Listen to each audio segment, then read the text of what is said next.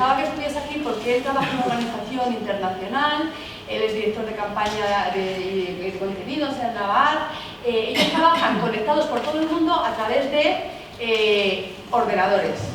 Lo que ya tienen los médicos nos dirán que sabemos lo que tiene ello. Tienen que estar respondiendo a problemas, reivindicaciones muchas veces inmediatas, otras veces olvidadas y que las tienen que rescatar. Y entonces, bueno, pues eso tiene que ser, y su organización hace una práctica muy interesante con ellos, que yo quiero, bueno, él hará lo que quiera, no lo que yo quiera, pero en fin, que yo creo que es una propuesta muy sugerente. Voy a empezar un poquito yo hablando poco y en algún momento sentiré que estáis un poco más nerviosos y entonces ya entraré yo a hablar.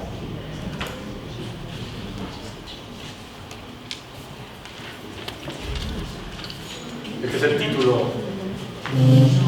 de mis reflexiones: activismo ciudadano del silencio al éxtasis.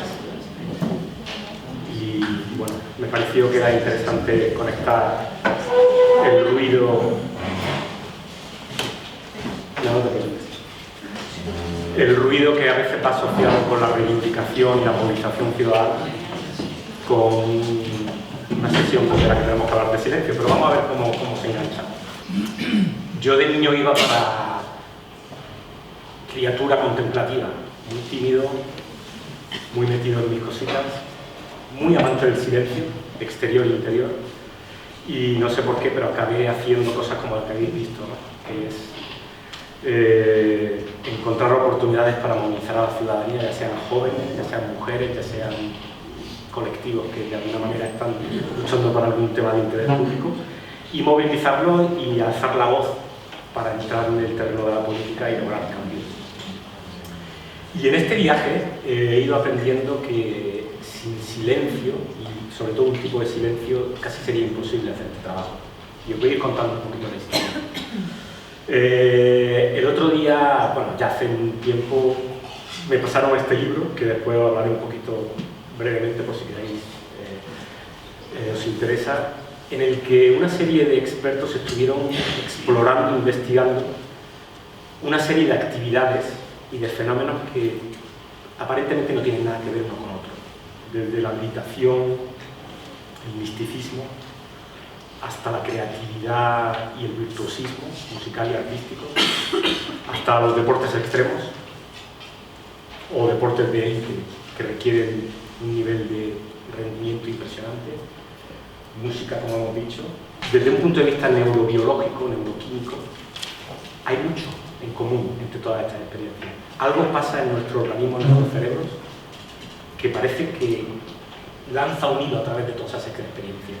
Y es que, de alguna manera, cuando se empieza a ver más en detalle, toda la gente que practica ese tipo de actividades y tiene esa experiencia, describe sentimientos y sensaciones y experiencias muy similares.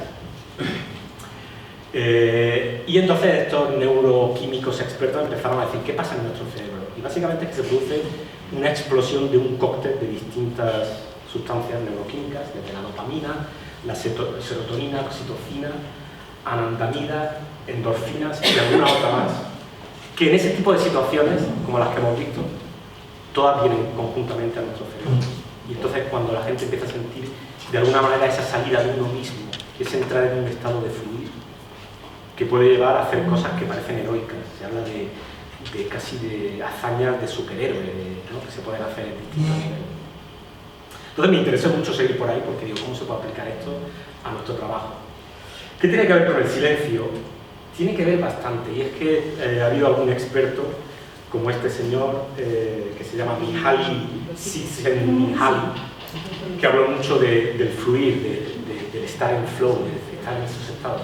Y lo describía que cuando uno entra en esos estados, se produce por un lado una experiencia de desapego del yo, parece que uno se funde con otra gente, con la naturaleza, con la energía alrededor, y el ego deja de estar muy presente. También se produce un fenómeno de atemporalidad, donde parece que se olvida uno del pasado, del futuro, y se centra exclusivamente en el presente, de lo que está pasando. ¿Y cuánto dinero se está gastando hoy en día en el mundo para aprender a estar presente en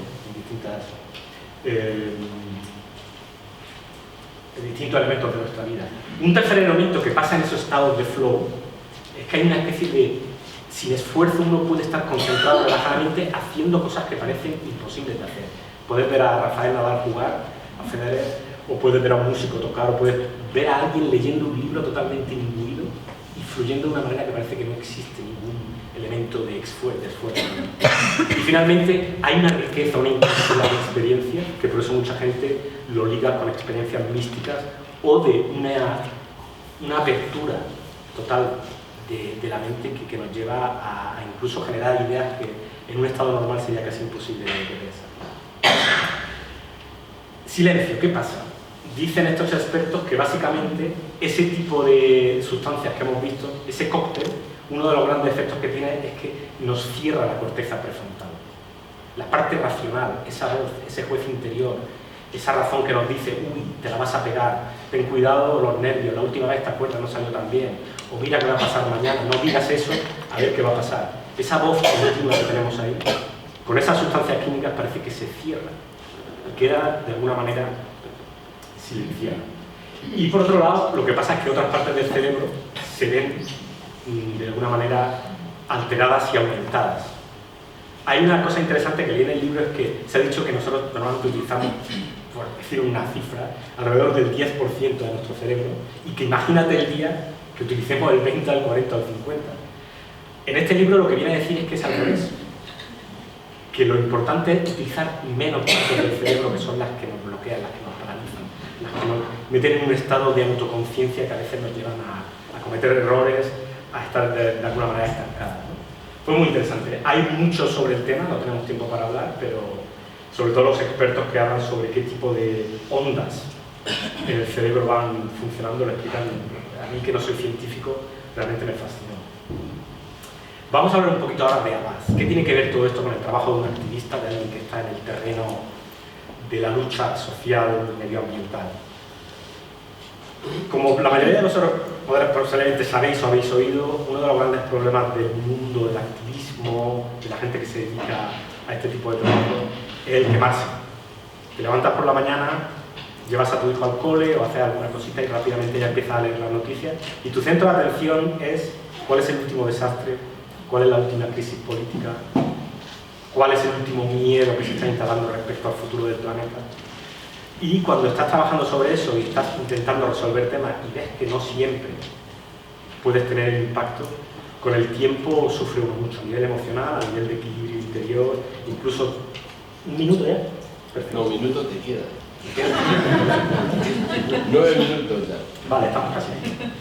Entonces, en la base hemos estado trabajando mucho esos temas, a nivel de gestión emocional, a nivel de crear espacios, de trabajar con cada uno de los miembros del equipo para dormir, para tener una alimentación sana. Ha habido un primer elemento que fue el punto de entrada en todo este mundo. Pero también nos dimos cuenta que para trabajar con rendimiento y productividad del nivel que requieren los retos que tenemos, no bastaba con darse una paliza diaria de trabajo. Todo lo contrario, tenemos que trabajar menos para crear más, para generar más. Y ahí es donde entró todo un poco una serie de actividades que hemos hecho cuando nos juntamos en retiros, desde contacto con la naturaleza, desde mindfulness, desde yoga, y después a nivel individual también hay gente que, por ejemplo, la música electrónica le puede llevar a un estado tal de concentración, de presencia, que después, inmediatamente después, te puede poner a trabajar y a generar una serie de ideas fundamentales. Lo hemos visto en la práctica. Ha habido veces que estamos metidos en un tema, no vemos la solución, y en el momento que tomamos esa distancia, que permitimos que nuestra corteza prefrontal, racional, se calle, entonces cuando empiezan a surgir asociaciones de ideas, posibilidades que dan pie a campañas maravillosas que en algún otro momento os contaré. Y sobre todo sabiduría. Dame 30 segundos para cerrar. Venga, los 30 segundos. Sabiduría. Una de las cosas que es problemática con esto del flow y de todo este tipo de estado es que puede ser adictivo y puede ser autodestructivo. Por eso siempre decimos sí al flow, sí a la intuición, pero sí al equilibrio entre la razón y las emociones. Yo creo que esa sabiduría forma parte de todo. No podemos cerrar para siempre la razón porque nos ayuda a tomar decisiones, a analizar el futuro, el presente, etc. Voy a pasar rápidamente un par de libros que os voy a recomendar después cuando acabe esto. Y lo último que sí, que son 10 segundos, todos sabemos que nos estamos enfrentando a unos retos de un calibre tremendo, a nivel medioambiental, planetario, social, económico, creo que va a haber una revolución en todo este tipo de aprendizajes sobre estos estados de flow, porque creo que nos van a dar un estado de conciencia y de poder operar desde esa sabiduría mucho mayor. Y si lo hacemos con sabiduría y lo hacemos con determinación y podemos lograrlo. Y ahí es donde estamos. Así que gracias por los 12 minutos.